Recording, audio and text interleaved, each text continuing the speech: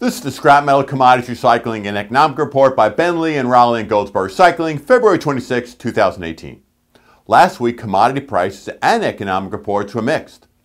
U.S. steel production rose slightly, remaining slightly ahead of last year and well ahead of 2 years ago. Oil rose about $2 a barrel to $63.55, remaining near a multi-year high on good U.S. and global demand and a weak dollar. U.S. oil production remained almost exactly at last week's historically record rate.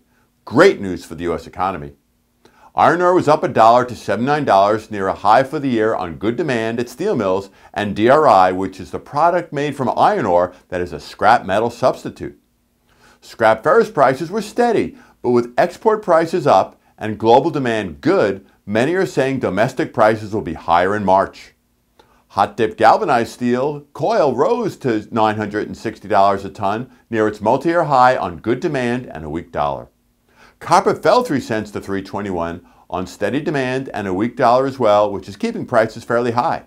Copper is no change this morning at $3.21. The 5-year chart shows copper is slightly off last December's multi-year high.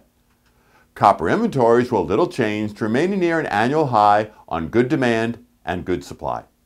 Aluminum fell 2 cents to 97.8 cents, remaining near the multi-year high of 2 months ago on good global demand. Aluminum LME inventories rose to a multi-month highs, but remain near about 8-year lows. As said, it remains tough to get fast orders at smelters, therefore keeping downward pressure on the aluminum prices. Repeating last week's chart, scrap cardboard prices fell again in January on weak demand from China and is near almost 2-year lows. At the current $110 a ton, prices were 68% higher last year. The U.S. Secretary of Defense released a statement that supported the Commerce Secretary's report of 2 weeks ago, saying that unfair steel and aluminum imports are a threat to U.S. national security as part of the Section 232 review. Tariffs could be coming, which will clearly help U.S. steel mills, but will hurt U.S. companies that buy steel for production, such as vehicle and appliance manufacturers. Congratulations to the Sims Metal Management team. First half year-end and ending in December earnings before interest and taxes were 60% up from the previous 6 months and 35% up from the same period last year. The strongest part of the business was Sims North America and the North American JV operations, with total North America earnings up an outstanding 112%.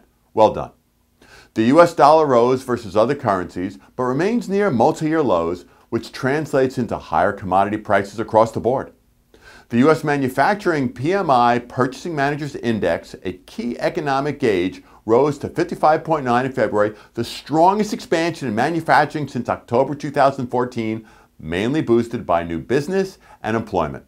A sharp and accelerated rise in incoming new business helped boost the index, while manufacturing production growth was little changed since January. New order volumes, though, had the steepest increase in about 3.5 years, which was attributed to greater sales to domestic clients alongside further export gains. Just great news. Initial U.S. unemployment claims fell slightly to 222,000, which is near levels last seen in 1973. All continue to talk about the problems in hiring new people, which is bringing wage inflation now, offsetting the stagnant wages, which were a key problem in much of the United States. Wall Street had another turbulent week and ended up strong on Friday, with the Dow Jones average being up 91 points for the week, ending at 25,310.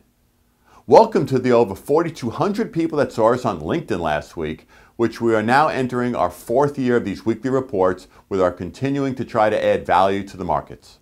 As always, feel free to call or email me with any questions, and we hope all have a safe and profitable week.